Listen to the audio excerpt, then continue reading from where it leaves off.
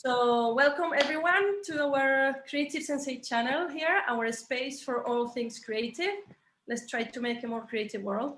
And our guest today has been kind enough to find some time to share with us. He is Mario Armstrong. He's an American radio and TV talk show host, Emmy Award winner 2 times, which is important, and entrepreneur, public speaker, podcaster, and many, many other things. He got here to the place he is now by dreaming far and focusing near. And with a lot of sacrifice and hard work, he's got in a position now where he can help others to achieve their own dreams. And he's doing that mostly through his YouTube channel, Never Settle, highly recommended. Okay, so welcome to the space, Mario. Thank you so much for coming here. Oh, it's a pleasure and an honor. Thank you so much for having me. I really appreciate you reaching out to me, and I can't wait for the outcome of your book, and I can't wait for what you're going to do for readers and listeners. So thank you so much. Okay, well, thanks for the prompt. I'm gonna say I'm actually writing a book on creativity and play in the workplace. I don't know exactly what will come out of it, but it's an amazing process so far, thanks to Eric Koster and his program in Book Creators. So I know you're also a business owner. You have your own a business, and I'm sure you have to innovate that sometimes. And you have a team behind the team. You are very proud to share your Emmy with, because yes, absolutely, a team effort. So how do you foster creativity in your team? And how much do you get in return? The ROI. Yeah, okay. Yeah, so in order to do anything great, it has to be bigger than you.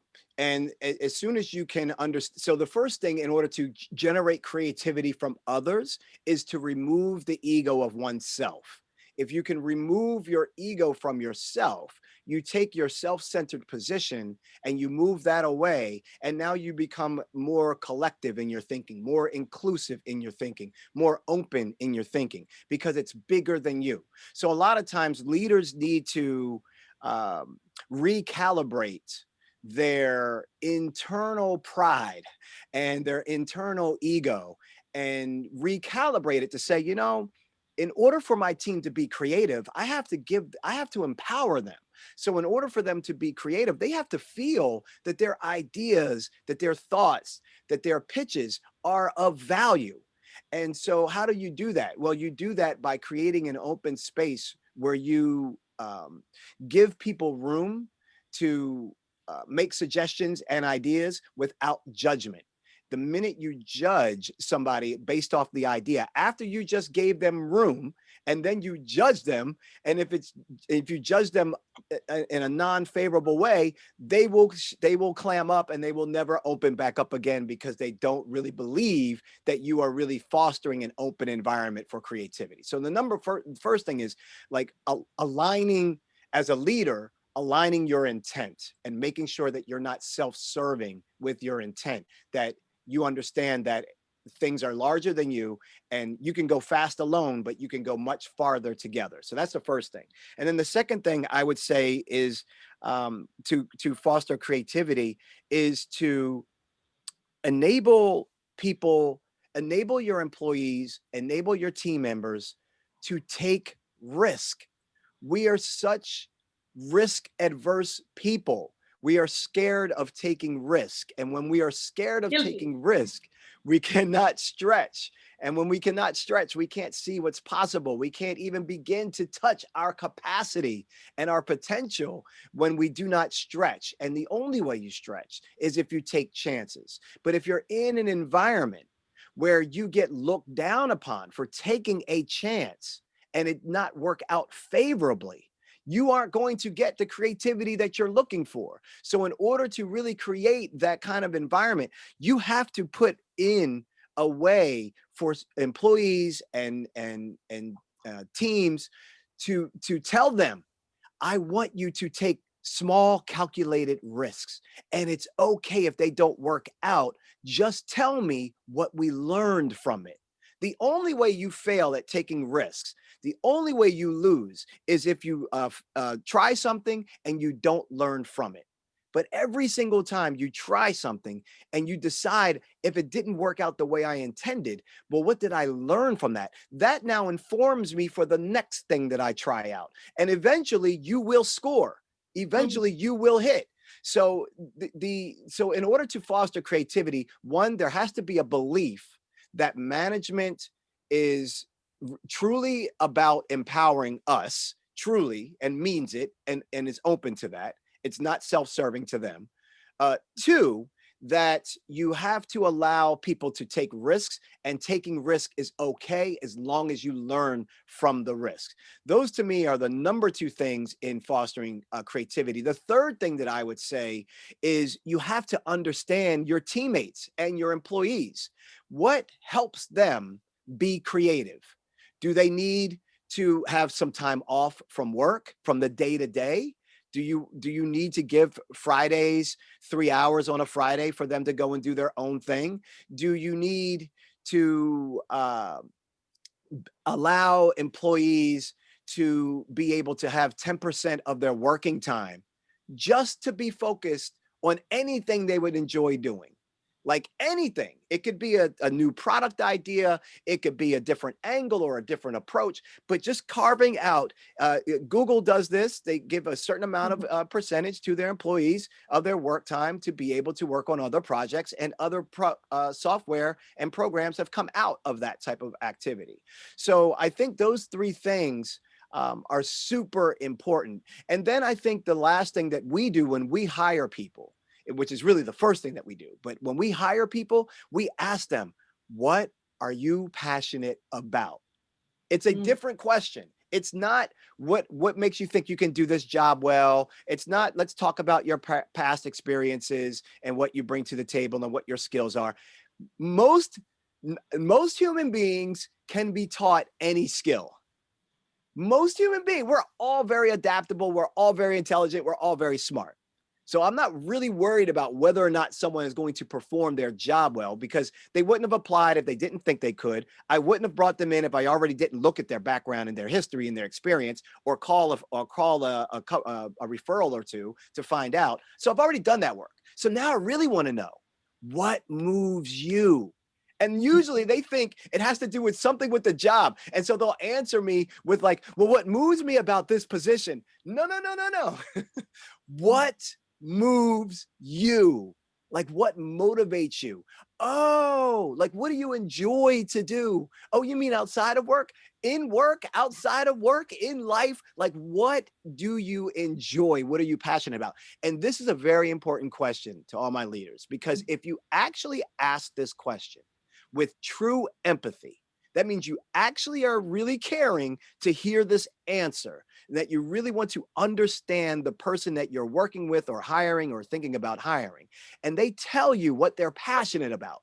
It is now your job. It's my job to try to find ways that their passion gets infused into my business.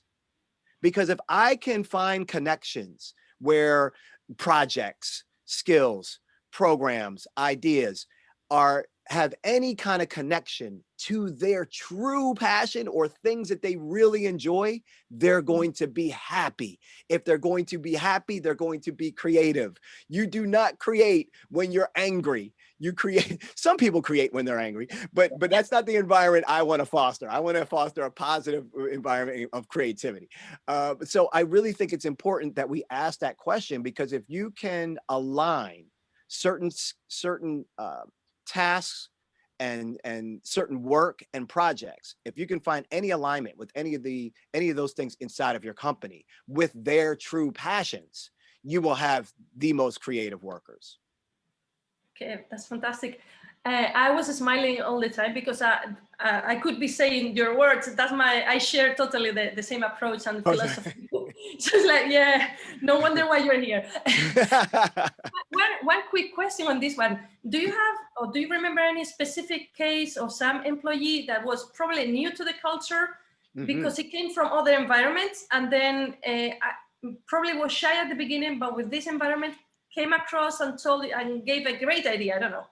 This is a great question, because when you ask questions like this, and you really care about human beings. And if you're that type of leader, then that usually sends a signal that things are going to be different around here. Like the way this culture operates is probably going to be different. And it's true. So in my business, in the media business, we hire a lot of producers, people that create and write and edit and produce TV and video and web programs. They aren't used to our culture. And I've been an employee inside. So I know what that also feels like. But when we hire people and we allow them to be creative, when we say, what do you think? You know, we're not just dictating to you what we want you to do. We want you to come to us with ideas. And they go, wait, you really want my idea? Like, I'm just a production assistant. No, that's right. We still want your idea. I don't care if you're the janitor. We want your ideas. And so they go, okay, but then they're super shy. They never really raise their hand because they don't believe it. They're like, yeah, right. You're not going to listen to anything. Even if I do come up with something, you're not going to implement it. There's no way. Right. So they have to kind of be brought in slowly. And nor sometimes in some meetings, I will actually have somebody who I know isn't shy, somebody that's been with the company for a little while. And I'll say, hey, look, when I ask this question around these new employees, make sure that you start by offering up a suggestion. And do me a favor, ask the others to be encouraged. Say, come on, we can come up with something. Let's go. Like, encourage other people. Okay. Do that for me in case no one says anything and it becomes crickets. Can you just be a little cheerleader to try to get them to kind of come out of their shell? And that always works. So I remember a particular case for the Never Settle show where we were asking for advice and input on a new segment idea that we wanted to introduce into the show. And this was going to be a segment idea where we take the cameras around it out and about in New York City. And we were going to just ask people, we call it person on the street, man on the street. And we were going to walk around and ask random people questions about pursuing their passion and whether or not they have their goals and whether, like, what their dreams are, like things like that. And we were going to do the standard thing, just walk out with a mic.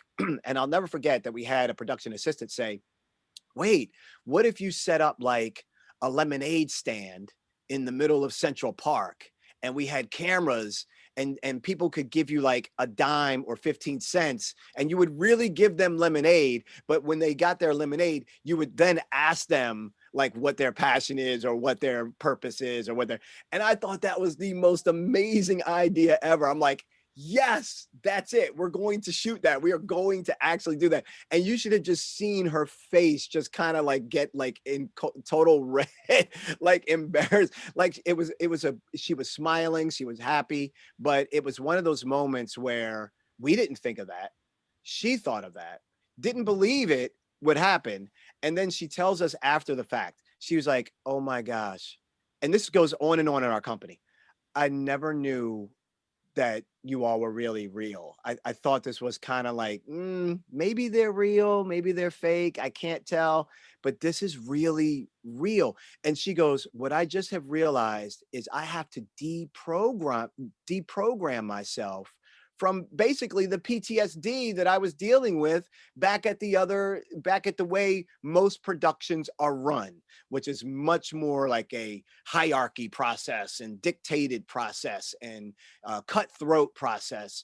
And where she got into this loving environment and was just like, what is this that you all have created? And so I do believe that, creativity and the ability to nurture the best from your teammates and the best from your employees starts from the top down. If you're not getting that out of your employees, I think you are the one that needs to do some more soul searching and really try to figure out how you can be a more caring and empathetic leader. That does not mean that you can't hit your goals. That does not mean that you can't be profitable. It just means that you're a more mindful business manager or a business leader while you're hitting those goals. Yeah, that's a great story. I was wondering whether some people would actually not take it in your company, like walk away because it's too creative culture for them. That's too listening, too empathic. Yeah, we haven't had anyone say, "Oh my God, this is too good to be true. I'm out of here." We haven't had that we haven't had that yet. No, most of the time, what we get is people have to be deprogrammed. So one of the things that we also do to help foster creativity is we have a document, we have a manifesto. And this manifesto is a 10-point document. I can share it with you if you want to take some of Yeah. these elements and source it into your book. Yeah, sure. But one of those is no assumptions rule. Like we don't make assumptions in our company, so we go and find the facts. Another one is that you cannot throw anyone under the bus. So there's no gossip, no room for any of that water cooler talk about other people in the company. It forces people to be solution oriented, not who made the problem, but it doesn't matter. There's a problem and we're all going to fix it. And so when you really start to condition people that you will be okay if you take risks. If you take a risk and you fail, you will not be let go. Mhm. Okay. All right. Okay. Then number one. Number two, other people will not throw you under the bus. If they do, it's not tolerated here. We let people go if that ever happens. Number three, no title is any more important than another person's title. Yes, we have a structure. Yes, we are a company. Yes, there are channels and there are processes and there are ways that decisions can be made, but that does not belittle your role just because of what your title is. Everybody carries the same weight. And so that takes a lot of getting used to, which is why we had to really type it up as a cultural document and say, before we hire you, you have to read this. You have to sign this and you have to put your initials on it that you understand that this is the culture that we are developing. It's funny. It's just different from sign an NDA, sign a NDA if you want to work here. Yeah, it's like forget the intellectual property. Are you a good human being? Yes, this is a human being checklist. Yeah, right. It's like the, how do you call this? I can't remember now. The every time I'm not a robot type of thing. Yeah. Yeah. Just to finish off, because I know the time is tight. I know times are being very difficult for many people. I wonder if you have any suggestion, but tactical advice, because you're very specific in your advice in general about how to leverage creativity to keep moving forward to those who are actually struggling. And actually, I'm gonna say goodbye just in case time goes off and my connection runs Okay. out. Okay. Okay. I know it's a tricky question. Thank you so much. Thank you so much for the opportunity. I first want to say to all of you that are struggling, this is a very unknown time. This is a very time of uncertainty, and you're not alone. So first and foremost, I think it's very important to know that you're not in this by yourself. So you should really try to speak up and talk to people that are in your circles, or even people outside of your circles that are in your industry or in your area of passion, because so many more people that you may not be aware of are going through the exact same challenges that you are, and you become stronger when you can find those other people. So don't think that you're on an island of one right now. You did not make this happen to you.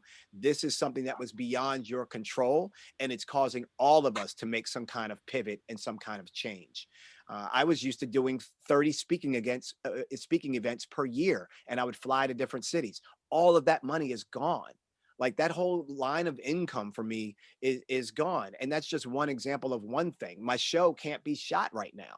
Like we can't shoot it. We used to have 50, 60 people in studio. So what am I going to do in the meantime? Like I was paralyzed too, and I was stuck as well. So tactically, I would suggest a couple of things.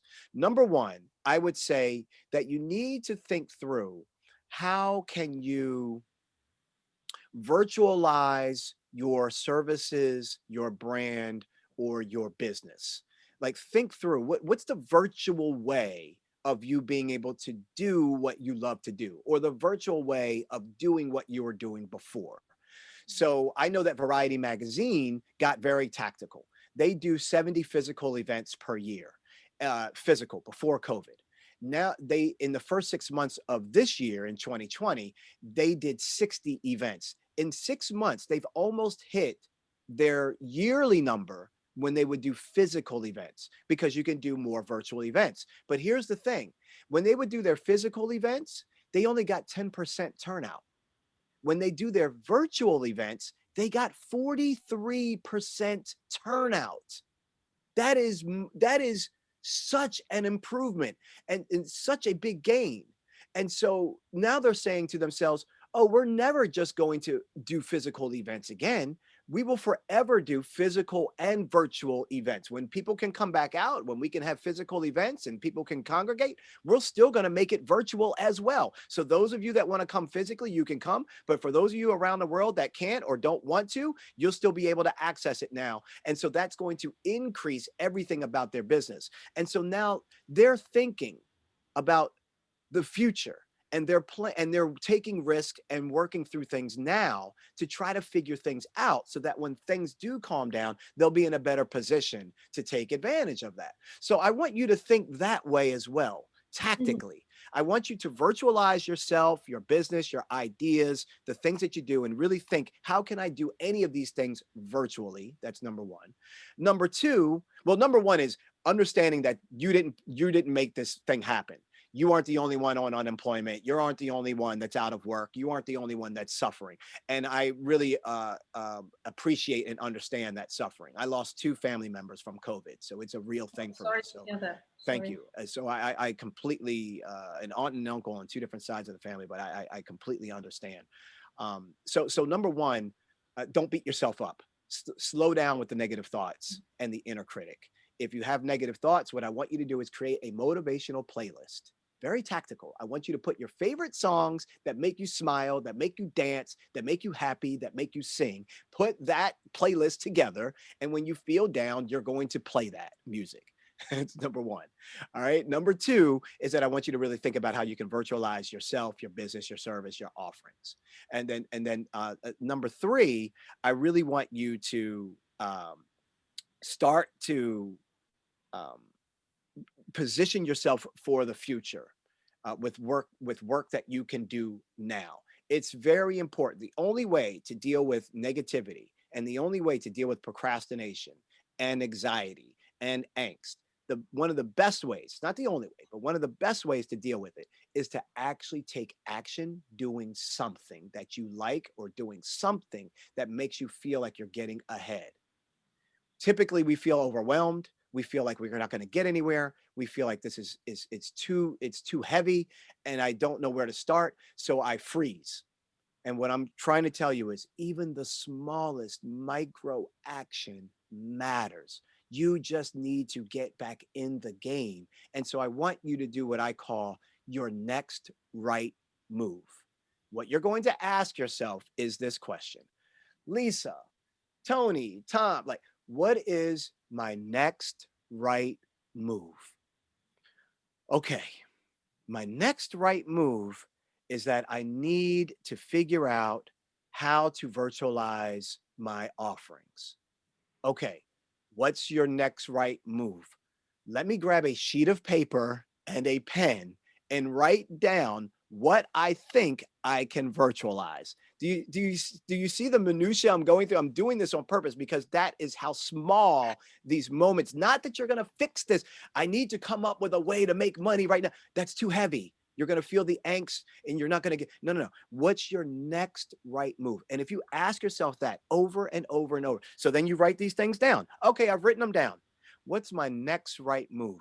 To really look at this sheet of paper and figure out which one of these things I think I can actually start generating some income from. Or maybe my next right move is to call one of my friends and ask them, what do they think about this list that I just put together, and get some feedback. Like, these are very small moves that you do consistently. And then within 2 weeks, you look up and you're actually doing something, or in a month, you actually look up and you're actually doing something. And now you feel much better about the progress that you're making for yourself. And then the last thing, I was going to say, the last thing I would say is every day, please remind yourself before you go to bed, ask yourself this question: what was a win for me today? So often when things are very challenging and negative, especially in this kind of environment, it's very easy for us to see everything that's wrong with ourselves, with the world, our relationships, our company, the people we work for. So easy. But what I want you to do is and that's because our brain, this is all neuroscience. Our brain is doing this to protect us. It doesn't want us to do anything uncomfortable. So it's in fear of all the things that it's afraid of. So that thing stays in the front of your mind because you're afraid of it. So instead, what I want you to do is try to start conditioning yourself to say, what went well today? Fine. I don't care if it was your peanut butter and jelly sandwich. Mhm. Don't, it doesn't have to be a big thing. I don't care if you finally got the nerve to send that one email that you've been waiting to send, or if you finally decided that you're going to go out on your own and try to take your skills and make your own thing, or you decided you're going to file that paperwork for that nonprofit, or you decided that you're actually going to get 7 to 8 hours of good rest and you're going to start the day with exercise. Like, what is the one thing before you go to bed that you can say, here's one win I had today? Use that every day as fuel to remind you that you're a good human and that you're trying to accomplish things and that it's not as bad as it seems. And then, oh, can I just share one more? And the last one is because it's so many of these, tactical things. The last thing I would say is this: you cannot control things that you can't control. And I know you're like, oh, come on, but it's so true. Like, let go of the things you can't control. What you can control is whether or not you get enough rest. What you can control is whether or not you wake up and you decide that you're going to try to have a better attitude. You can control making your own motivational playlist. You can control writing down a few things that you can virtualize your ideas. You can control calling a few friends to find out what they're doing and maybe get some ideas from them about how they're handling themselves in this uncertain environment. Like, control the things you can control, but don't worry about the things you can't. Well, thank you so much for being such a good human to all the rest of us. I try. For your